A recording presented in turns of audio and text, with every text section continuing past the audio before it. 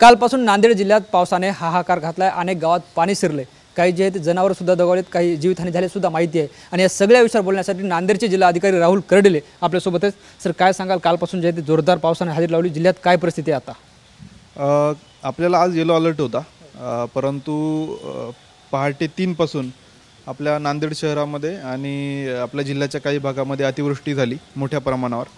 आणि त्यापूर्वी पण आपल्याकडं कंडिशन थोडीशी अवघड यामुळे होती की निजाम सागर जो डॅम आहे तेलंगणामधला आणि त्याच्या मागे एक पोचाराम नावाचा 1.5 TMCचा डॅम आहे, तर तोही आउटफ्लँक झाला होता आणि त्यामुळे निजाम सागरमधून खूप मोठ्या प्रमाणावर पाणी आपल्याला येत होतं। त्याचसोबत आपले जे मनार नदी आहे, लिंबोटी डॅम आहे, बारूळ डॅम आहे आणि त्याच्या मागे कॅचमेंटमध्ये उदगीर आहे, बिदर आहे, तिकडे अतिप्रचंड पाऊस होता।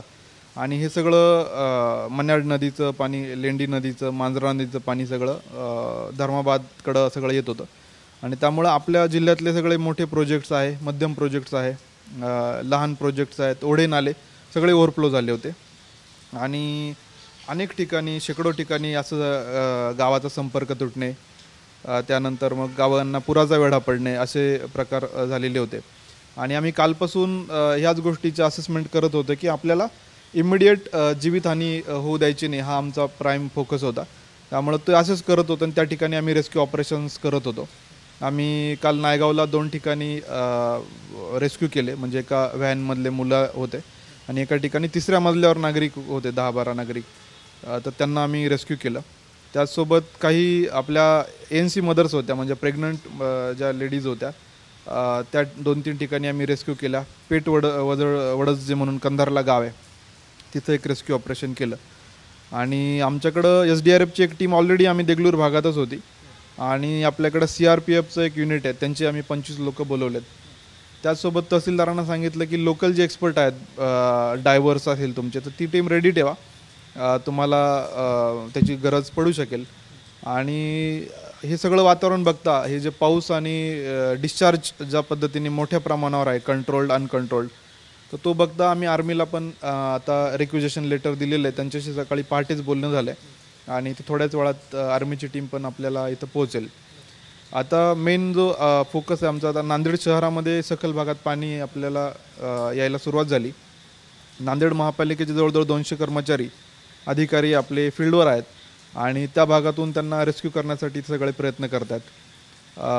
आणि इथला जो डिस्चार्ज आहे विष्णुपुरीचं, त्याच्यावर आम्ही लक्ष ठेवून आहे आणि सध्या तरी आम्ही कंट्रोल्ड पद्धतीने ते सोडतो आहे, कारण अचानक नांदेडमध्ये खूप पाऊस असल्यामुळं ओढ्याचं पाणी पण सगळं आपलं फुल झालेलं आहे आणि त्यामुळं तो कंट्रोल पद्धतीने करतो आहे।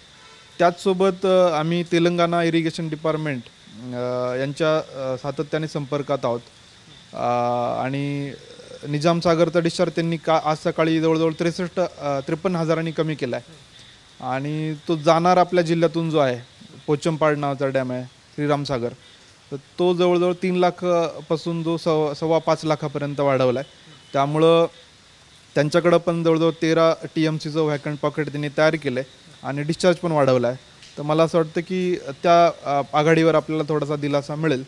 आता आम्ही हेच प्रयत्न करतो आहे की जे डिफिकल्ट गाव आहेत त्या ठिकाणी ज्या रेस्क्यूची गरज पडू शकते तिथं टीम पोहोचवणे। आणि दुसरी गोष्ट म्हणजे जीवितहानीचा आपण उल्लेख केला। जीवितहानी 2 काल झालेले, एक वीज पडून आणि एक पाण्यामध्ये ऑटो वाहून गेल्यामुळे एक मृत्यू झाला आहे। आत्ता आजचा फोकस हाच आहे की सगळे रेस्क्यू ऑपरेशन्स व्यवस्थित करणे। अदरवाईज शेतीचं लॉस तर मोठ्या प्रमाणावर झालेलं आहे आणि ते पंचनामे हे सगळं उघडल्यानंतरच आपण हातात घेऊ।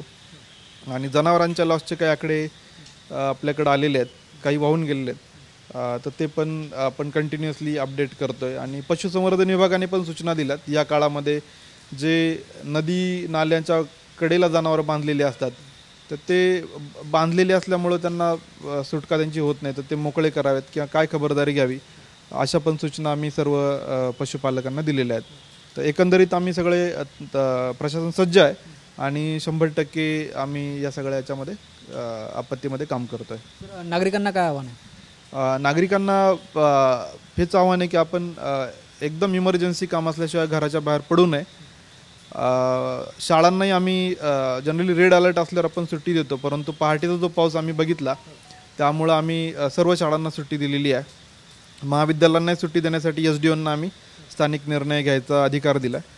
आणि आपल्याकडे क्लासेसची संख्या फार मोठी, 50,000 स्टुडंट नांदेडमध्ये क्लासेसचे आहेत. तर क्लासेसच्या संचालकांशी मी बोलून त्यांनी आता सुट्टी जाहीर केलेली पहाटेच. त्यामुळं हेच आव्हान आहे की बाहेर पडू नका, ज्या ठिकाणी वेढा पडलेला आहे त्या ठिकाणी थोडं सुरक्षित जागेवर जाण्याचा प्रयत्न करा आणि कुठल्याही अफवांवर विश्वास ठेवू नका. प्रशासनाच्या सातत्याने संपर्कात राहा आणि कुठल्याही पॅनिक होण्याची गरज नाही. आता आपला सध्या फक्त आपण जीव आपला सुरक्षित ठेवणे हाच आपला आजचा म्हणजे महत्त्वाचा अजेंडा आहे. त्यामुळं कुठल्याही गोष्टीमध्ये काय अडचण असेल तर आम्ही आमच्या कंट्रोल रूम चालू आहेत आणि आम्ही सगळे फील्डवरच आहोत. तर आता इथून पुढे हवामानाचा अंदाज काय? हवामानाचा अंदाज तर येलो अलर्टच होता आजही आपल्याला, परंतु पाऊस आपला अनपेक्षितरित्या झालेला आहे. तर आता 1-2-3 तास हा पाऊस राहण्याची शक्यता आहे असा अंदाज आहे, पण आम्ही अपडेट घेतो डिटेल्स. धन्यवाद. निश्चित आपण बघतो हे होते नांदेडचे जिल्हाधिकारी राहुल कर्डिले, ज्यांनी नांदेडच्या पूर परिस्थितीबाबत आपल्याला माहिती दिली. त्यांनी सांगितलं की पूरस्थिती पाहता लष्करसुद्धा नांदेड जिल्ह्यात पाचारण करण्यात आले, नागरिकांनी काळजी घ्यावं, प्रशासन सतर्क आहे असं म्हणत त्यांनी नागरिकांना दिलासा देण्याचा प्रयत्न केला आहे. कॅमेरा पर्सन अनिकेत दहातोंडेसह ज्ञानेश्वर लोंढे, TV9 मराठी, नांदेड.